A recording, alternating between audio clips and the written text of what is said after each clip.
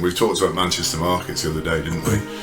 All the concrete blocks there, policemen walking around with machine guns. You know, we that's now, to stop the diversity. That's to stop. And that's what we've done with radical Islam. We thought we could control it. We thought we could use it to our own ends. And we did to a certain amount of time.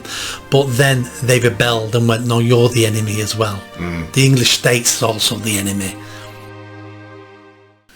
There have been a number of events this week where places have closed. And I don't know if you're aware, but there was an incident at the US Embassy. Yep. A threatened bomb. There was an incident at Gatwick. There was an incident at Chester Station, there was an incident at Euston Station, and there was an incident at Edgware Road this week. These are all incidents where places are closed down, things are whatever, because of threats of bombs or whatever. But that isn't an English problem, is it? That isn't an English issue. Threats, bomb threats, all those things. This is... It used to be. Used to be. No, it used to be. We had the IRA, you know, we had the suffragettes bombing things. So it has been. We don't know who's instigated this, so this could be some guy sat in his basement making these calls. The fact that no one seems to have claimed responsibility. It's not like we're freeing pandas from the zoo. We're going to blow up the US Embassy. We've got no idea at the moment what this is about. It is unrelenting, though, isn't it? And we've talked about Manchester markets the other day, didn't we? All the concrete blocks there, policemen walking around with machine guns. You know, that's now, to stop the diversity. That's to stop. You know, we now live in a state of fear because of a foreign agency. Yeah. Don't we?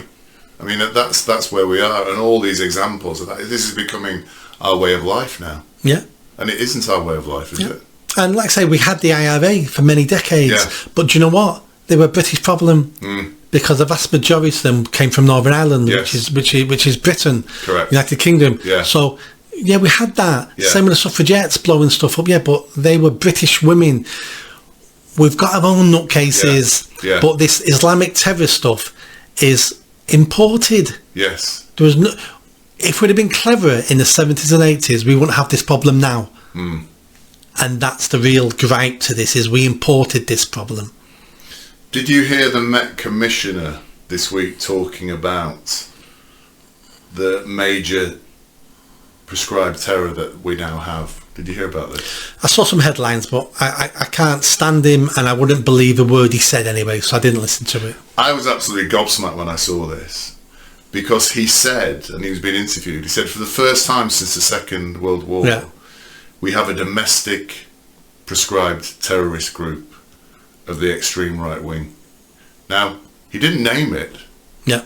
He just said, "This we now have a domestic." Are you aware of this right-wing terrorist group that's now a threat to our country? No, but I'm sure it exists, and I'm sure it's 7 people, and I'm sure it's only come about because the government and the state hasn't dealt with Islamic terrorism. And I'm sure this is a reaction to that. And I'm sure these people, all 7 of them, are looking at violence to stop Islamic terrorism. What's their name, Nick?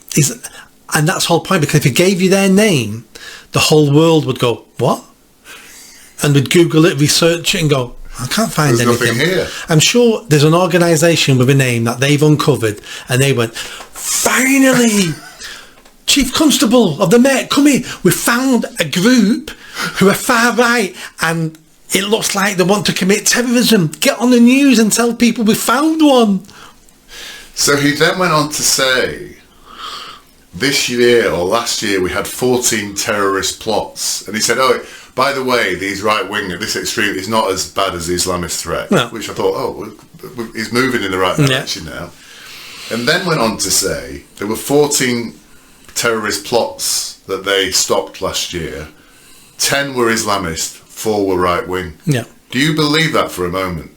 I do, but you need to then have a look at all 14 cases, because the 4 they stopped on right-wing would have been a guy in his basement was going to smear pig fat on a local mosque.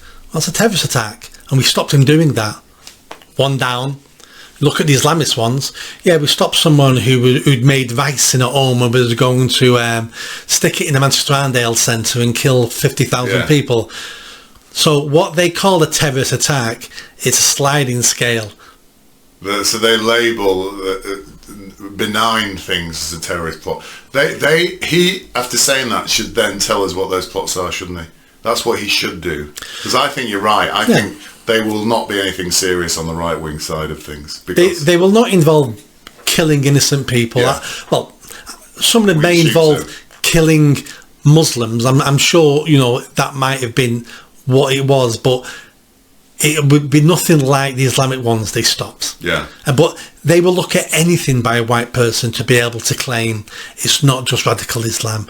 They're dying. Why, though? Because... What's wrong with them? Because it means they're racist. If all your terrorists are brown Muslims, then you're obviously a racist, because why can't you find any white Christian ones? But most of them are. There are 39,000 Islamists on the MI5 watch list. Yeah. Nearly 40,000 guys, people in this country on the MI5 watch list, and they're trying to now pin it on white extremist groups, the threat in this country. It's insanity. That's identity politics. If we're going to have so many brown terrorists, we need some bloody white ones. Otherwise, it looks like we're picking on the brown people. And this whole problem we created ourselves from the 70s onwards. Not sure if you know about this, but the British government invited Islamists to live in London from the 70s onwards. No. Why? We're fighting a Cold War with Russia. We were the ones who helped the Afghan Taliban fight the Russian invasion. Yes, We're the ones who, you know, were funding Islamists all over the world to fight people like Saddam Hussein, to fight back against Russia. They were all our proxy wars. And we funded these people, and we allowed their leaders to live in London. And many countries around the world were telling us off at the time, going, why are our enemies living in London and claim political asylum, where, you know, look what they're doing in our country? And at that moment in time, we couldn't see further ahead. This was a very convenient way of fighting the Cold War against Russia and some other dictators. So we allowed it go on. And then the Cold War ended, and next thing we know, we got 10,000 Islamists living in London. That's why we got the Hamas leaders living in London in council houses. We invited them here and we funded them, and now it's all out of control. So do you ever watch Game of Thrones? No, that's one thing I've never watched. No, yes, I highly recommend it. It's really good. But there's a bit in it where the Queen, to keep in charge, she uses these radical religious people called the Sparrows. Yeah. And they're very fundamentalist, and she's using them to clamp down everybody. It's great. Then they turn on her because they're saying you're not pure, and they end up stripping her naked and making a march through the street apologising for being a ruthless leader. And that's what we've done with radical Islam. We thought we could control it, we thought we could use it to our own ends, and we did to a certain amount of time, but then they rebelled and went, no, you're the enemy as well. The English state is also the enemy, and we've lost control of it. As happened in Iran. Exactly, I wrote an article on that. It was a socialist who planned the revolution. Were using the Islamists to overcome, thinking we can control Islam once we take charge. Revolution happened, and the Ayatollah Khomeini shot them all dead and took control.